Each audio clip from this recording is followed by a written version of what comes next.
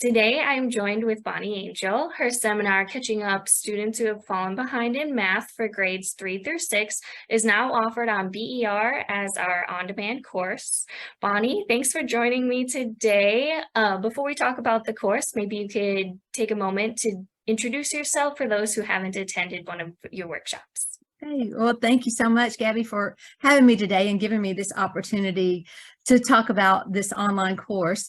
I work currently as a full-time as a mathematics mentor, which is I do a lot of different things, all things math, for a regional education service agency we called ARESA.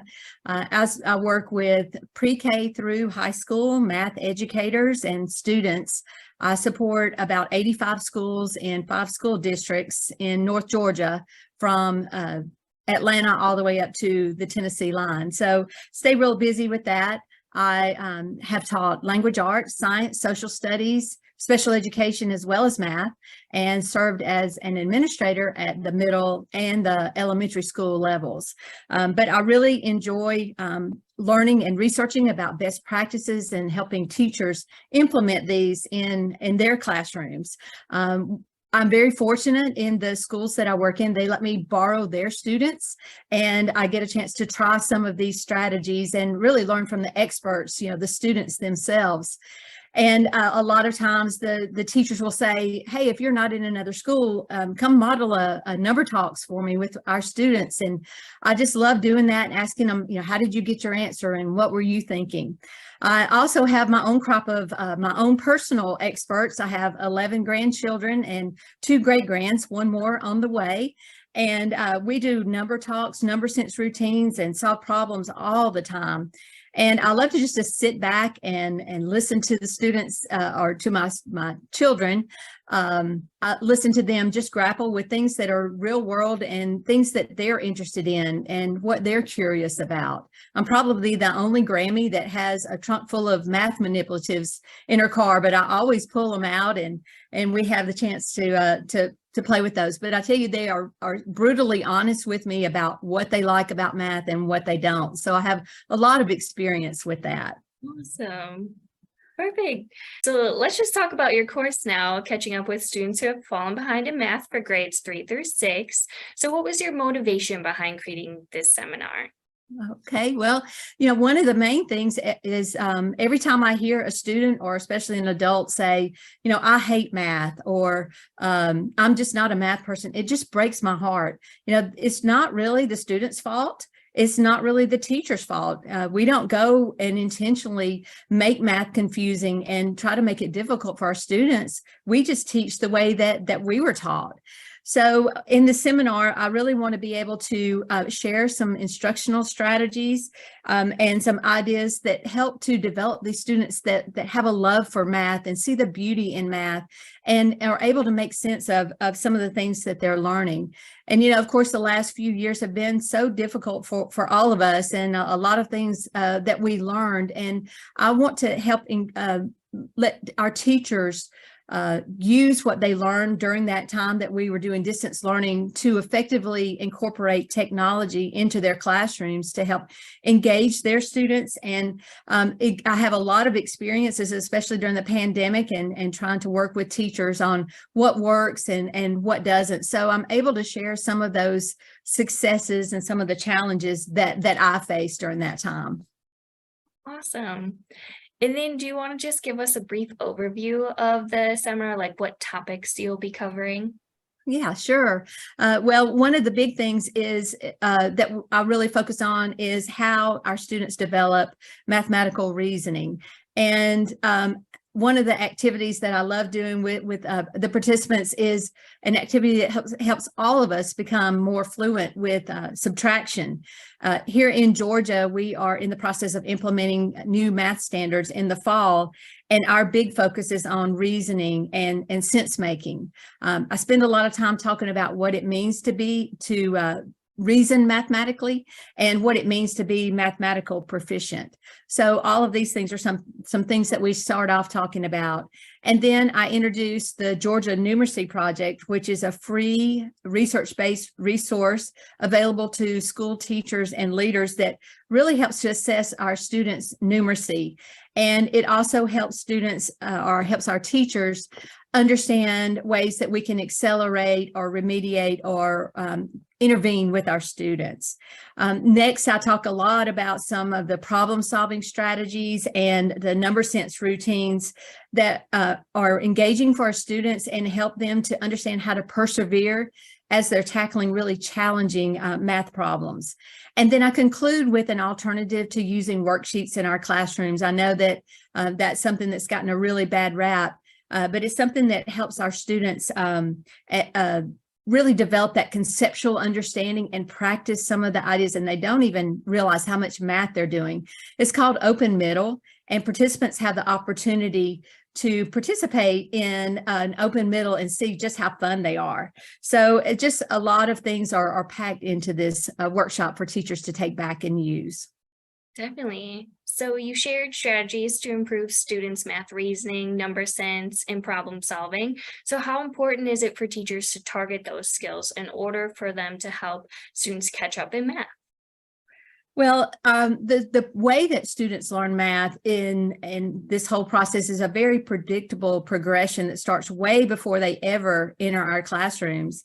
And it's really important for teachers to have a good grasp on how students develop this number sense, and also how to assess students and learn about the level of understanding that our students have.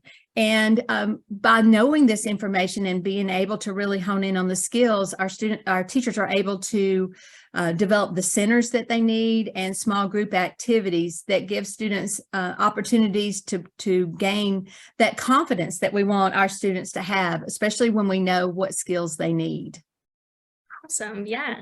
And so you talked about exploring the Georgia Numeracy Project and how can it be used for students for those unfamiliar with it. So maybe if you want to give a brief introduction as to what it is. Okay. Well, the Georgia Numeracy Project has been developed for over 10 years. And before our teachers can actually fill those gaps that our students have, especially with the past few years, they have to know what those gaps are. And this Georgia Numeracy Project is used, the focus of it is to build our students' understanding of numbers and how to use those numbers to solve problems. There's several tools involved with it. First of all, there's an assessment that helps to identify the students' needs. Then we want to identify and plan the interventions that the students need to meet those needs. And then also a progress monitoring tool that helps with that continuous support that our students need. It has several components. One part is a universal screener that you can do with all of your students. And this is a way to assess what strategies students already own. And then the other part is about number knowledge. What is automatic for the students? What are they fluent with? And then there's also a part that's more intense, this intervention package that has a probe. It has the data analysis tools, and it also has many of the numeracy interventions, tasks and activities that go along with it. All of these things I have put together in a Google folder, all of the documentation, the tools, everything I have provided for you in a Google folder that you have access to through this online course. This Georgia Numeracy Project has been so successful not only in Georgia, but across the country to help catch up students at the elementary level, that this summer we are releasing a secondary numeracy project that is targeting middle and high school students to get them ready for algebra. One of the key components of the Georgia Numeracy Project is the one-on-one interview with the students. And through this, we talk about allowing students to, our teachers to really listen to students to really understand how they're reasoning. And this is great for informing instruction on how we move forward. Now, a lot of the questions that we want teachers to ask ask the students, what are you thinking? How were you thinking about that? Or even questions like, could you do it another way? These are all things that really promote that reasoning that we want our students to have. So a lot of pieces to it. And I'm very excited to share the Georgia Numeracy Project with everyone. Yeah, what a great resource for all these teachers. It's free. That's the big thing. It's free. Oh, yes, definitely. That's even better. Right, right. So we've already alluded to it, but your seminar provides a wealth of practical strategies and tools for teachers that they can use with their students. What is your process in deciding which tools and strategies make the seminar?